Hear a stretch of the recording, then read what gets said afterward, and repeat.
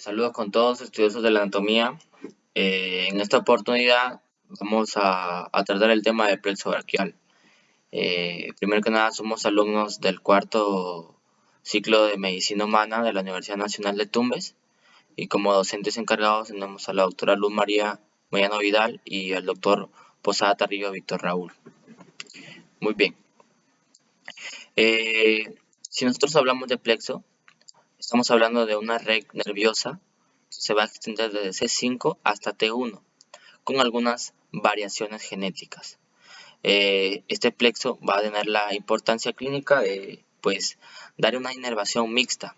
¿Qué quiere decir una inervación mixta? Una inervación tanto motora como sensitiva a todo lo que es el miembro superior. Los puntos a tratar de esta ponencia van a ser lo que sería la embriología, el plexo braquial como tal, sus ramos terminales y algunas alteraciones del mismo. Bien, entonces continuando vamos a hablar de la embriología del plexo braquial. Nos vamos a situar para entonces en la cuarta semana de desarrollo embrionario. Como tal vamos a tener algunas características importantes como el miembro superior va a estar un poco más prolongado, ¿no? Y es ahí donde nosotros vamos a tener el primordio de los nervios dorsales. Estos primordios se van a extender o sea, se van a poner un poco más distales con respecto al húmero. Se van a poner más distales con respecto al húmero y vamos a tener una segmentación de las somitas, tanto somitas cervicales como dorsales. La quinta, sexta, séptima, octava y la primera somita dorsal se van a poner en disposición distal con respecto al húmero. Ahora, para el día 32 nosotros vamos a tener una previa formación de las extensiones de los nervios, tanto desde C5 hasta T1 hasta el nivel distal del húmero, ¿no? Para el día 33, como lo vemos acá, vamos a tener la propia formación del plexo braquial. Para nosotros vamos a considerar aquí si es que el plexo braquial va a recibir un aporte de C4 o si va a recibir un aporte de T2, ¿no? Vamos a estar hablando de lo que sería un plexo braquial prefijado y un plexo braquial posfijado, ¿no? Aproximadamente entre el día 39 y 40 nosotros vamos a tener que el nervio mediano, el nervio radial y el nervio cubital van a encontrarse en lo que sería una posición anatómica propia, ¿no? Que nosotros conocemos en un adulto promedio, ¿no? Entonces, como les había mencionado, acá si nosotros tenemos una contribución de C4, nosotros estaríamos hablando de lo que es un plexo braquial prefijado, y si nosotros recibimos ramas de T2, una contribución de T2, estaríamos hablando de un plexo braquial postfijado. Bueno, continuemos. Ahora hablaremos del plexo braquial. El plexo braquial va a estar conformado por 5 raíces de 5 nervios raquídeos, básicamente. Entonces, va a estar conformado exactamente del ganglio del nervio C5, C6, C7, C8 y T1. Este nervio, este plexo braquial, va a ser muy importante para la inervación del miembro superior, tanto motora como sensitiva, y de la cintura escapular, básicamente. Entonces, cada uno de esos ganglios van a lanzar raíces. El ganglio de C5 junto con el ganglio de C6 va a conformar, estas dos raíces de estos ganglios se van a unir para formar un tronco. C7 va a actuar de manera individual para formar otro tronco, y C8 y T1 de la misma manera, se van a unir para formar otro tronco. Entonces, ahora vamos a entrar a detalle de los troncos. C5 y C6, tronco superior. C7, tronco medio. C8 y T1, tronco inferior. Estos troncos van a tener divisiones. Cada uno de esos va a tener exactamente una división anterior y una división posterior. Tronco superior, división anterior, división posterior. Tronco medio, una división anterior, una división posterior. Tronco inferior, una división posterior y una división anterior. Entonces, estas divisiones se van a unir. Las divisiones de los troncos posteriores de los troncos superior, medio e inferior van a conformar un fascículo, denominado fascículo posterior. Las divisiones del tronco superior y medio anteriores van a conformar el fascículo lateral, mientras que individualmente la división anterior del tronco inferior va a conformar el fascículo medial.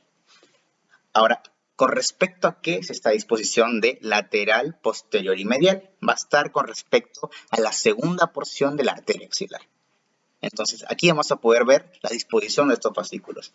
Lateralmente la arteria axilar, posteriormente la arteria axilar y medialmente la arteria axilar. Lateral, posterior y medial, como se puede observar en los gráficos.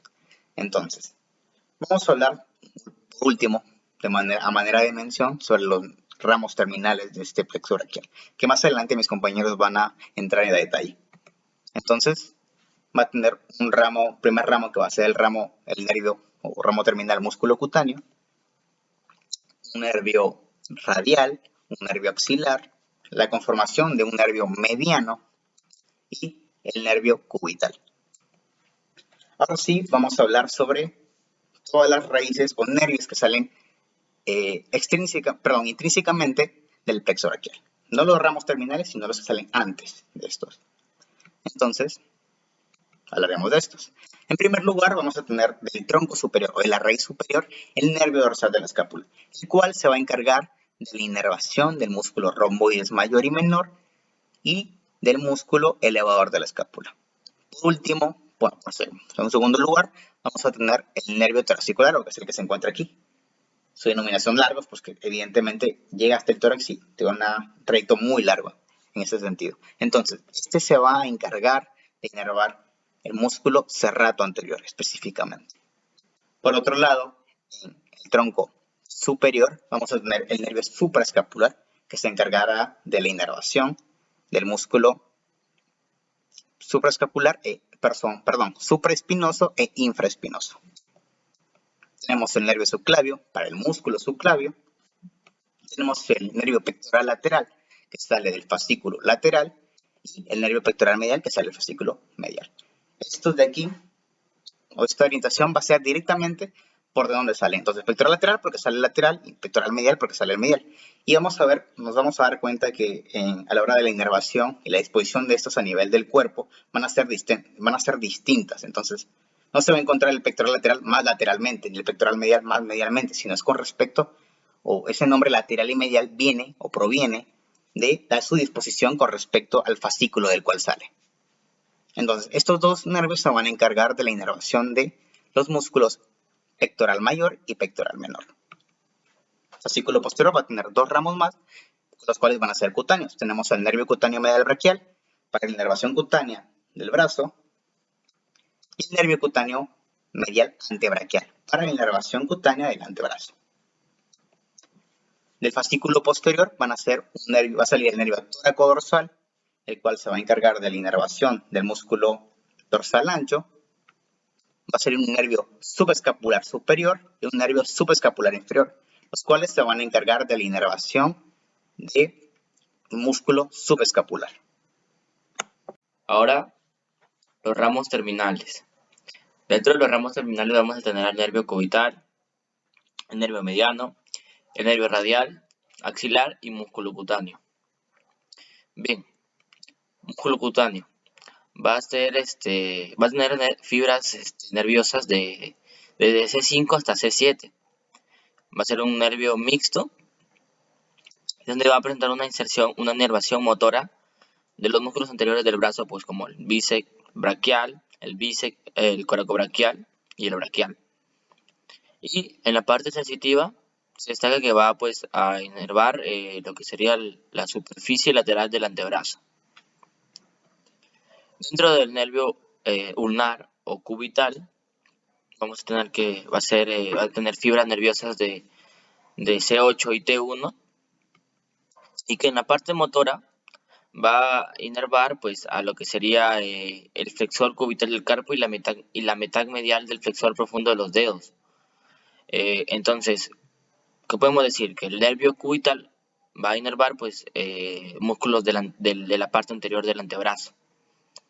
Y también va a inervar los intrínsecos de la mano, con excepción de los músculos LOAF. ¿Qué son los músculos LOAF? El oponente del pulgar, el abductor del pulgar, el flexor corto del pulgar y los lumbricales, los primeros dos lumbricales. Dentro de la parte sensitiva, vamos a tener que el nervio cubital va a inervar pues la superficie anterior y posterior de la mitad medial de la mano, que es lo que se muestra aquí, superficie anterior y posterior de la mitad medial de la mano, y la superficie anterior y posterior del primer dedo y la mitad medial del segundo dedo, como lo podemos observar aquí. En la figura inferior derecha. Dentro de lo que sería el nervio axilar, también vamos a destacar que va a ser un nervio mixto, va a tener fibras nerviosas de C5 y C7. Y pues dentro de lo que sería la inervación motora del axilar, vamos a tener que va a inervar principalmente el deltoides. El nervio axilar pues se caracteriza por inervar o abarcar la zona del hombro. Entonces vamos a tener al nervio deltoides y al músculo, perdón, deltoides y músculo redondo mayor. Y dentro de la piel, pues, de la inervación sensitiva, vamos a tener acá la piel que cubre el músculo deltoides, que es lo que se observa aquí en esta región de 7. Dentro del nervio radial, pues vamos a tener que va a tener fibras nerviosas de C5 hasta T1. O sea, el nervio radial va a estar compuesto por C5, en algunos casos, C6, C7, C8 y T1. Va a ser también un nervio mixto y dentro de la parte motora va pues a inervar a los músculos posteriores del brazo y del antebrazo. Dentro de los posteriores del brazo pues vamos a tener a lo que sería el tríceps braquial, y los del antebrazo vamos a tener pues lo que serían los extensores del antebrazo. Y dentro de la parte sensitiva vamos a tener que va a inervar lo que sería las superficies posteriores del brazo, que es lo que podemos ver acá de un tono morado, y posterior del antebrazo, así también como el lateral del dorso de la mano y posterior a los dedos de la mitad lateral del dedo medio, que es lo que se observa acá distalmente. Dentro de pues lo que sería el nervio mediano, es el nervio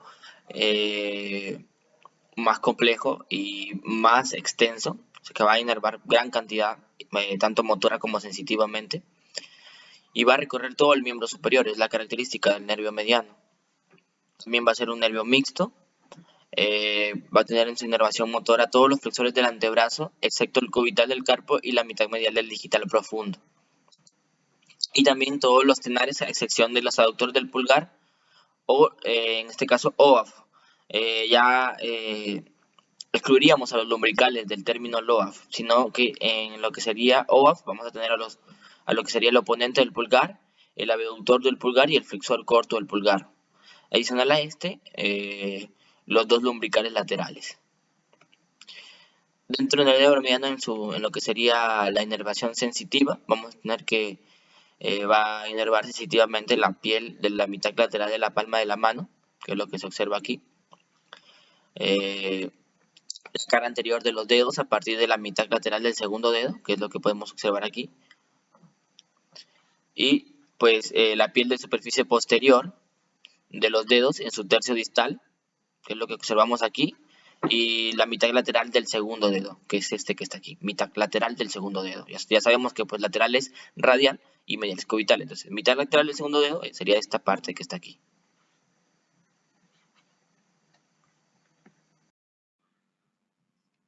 Bien, si es que nosotros hablamos del plexo braquial, al nivel del plexo braquial puede suceder varias lesiones.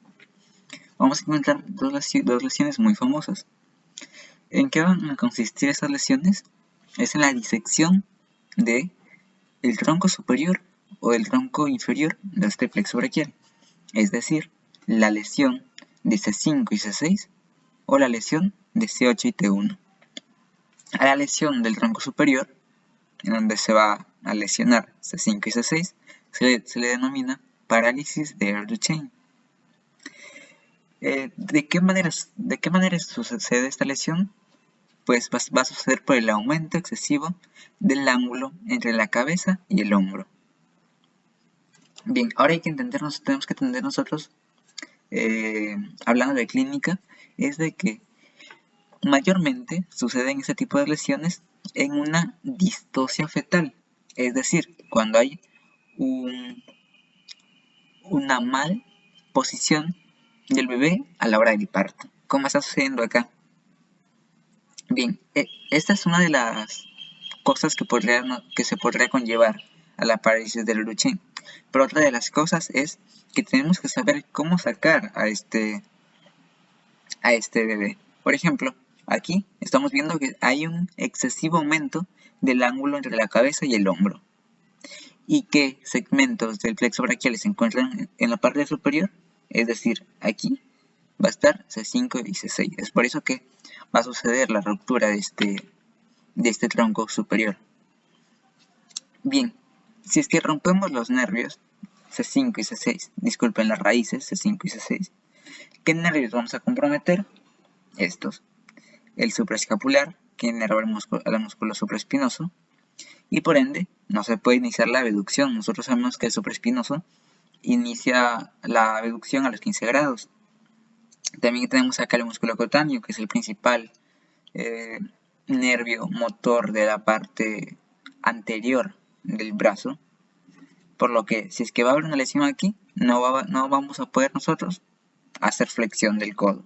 ¿Por qué? Porque este inerva sobre todo a los músculos flexores, que son los que se encuentran en la parte anterior. Y por último tenemos aquí al nervio axilar. Este nervio axilar va a inervar al deltoides. ¿Y cuál es la función del deltoides? Es que no es la abducción. Entonces, si es que hay un daño en el axilar, no se va a poder abducir el brazo. Bien, si están comprometidos estos nervios, ¿de qué manera se va a ver reflejada estas lesiones de los nervios en el brazo? ¿Cómo nosotros vamos a ver el brazo de un paciente con una lesión de parálisis de Duchenne? De esta manera, el miembro superior se va a encontrar en mano propina disimulada o mano del camarero, en donde el brazo va a estar aducido, el codo extendido, como podemos ver aquí. Bien, el codo está aducido, hay una ligera rotación medial y la mano se encuentra a posterior. A todo este conjunto de cómo se está viendo la mano se le denomina mano en propina del camarero. Bien, yo les hablé de una distosia, que el contexto en el que sucedían las lesiones era en una distosia fetal, pero en un adulto, ¿de qué manera va a suceder? Por ejemplo, en este tipo de caídas, en donde se ha aumentado el ángulo entre el hombro y la cabeza, puede suceder esta parálisis. Bien, ahora pasamos al segundo síndrome, el síndrome de Kumpo-Dejerin. Aquí ya no es una lesión del tronco superior, aquí va a ser una lesión del tronco inferior. En el tronco inferior encontramos a C8 y a T1. Entonces, en el síndrome de Dejerin se van a lesionar estas raíces. ¿Cómo va a ser el mecanismo de lesión? Va a haber un aumento del ángulo entre el tronco y el miembro superior. Tronco, miembro superior. ¿Qué raíces vamos a lastimar? C8 y T1. Y aquí también nos vamos a encontrar en un contexto clínico en donde va a suceder una distosia. Se va a dar por una distosia. Pero en este caso, miren, aquí se está jalando de manera no tan adecuada el miembro superior a la hora del parto. Y va a ocasionar este síndrome. Bien, ahora, ¿de qué manera vamos a ver nosotros el brazo? De manera atrofiada. ¿Pero atrofiada qué? ¿Qué parte de todo el miembro superior? La parte de la mano. ¿Por qué? Porque los nervios comprometidos en este síndrome van a ser el nervio ulnar, y el nervio mediano. ¿Por qué? Porque estos nervios tienen predominancia de C8 y T1. El nervio ulnar nosotros sabemos que es muy importante en la mano, de manera igual también el mediano. Es por eso que un daño en ese tronco inferior va a ocasionar una atrofia en la región tenar y una atrofia en la región hipotenar. Bien, como aquí les decía, el mecanismo de lesión va a ser el aumento del ángulo entre el tronco y el miembro superior. Bien, espero que la exposición haya sido clara y precisa y que pueda haber sido de ayuda para ustedes. Gracias.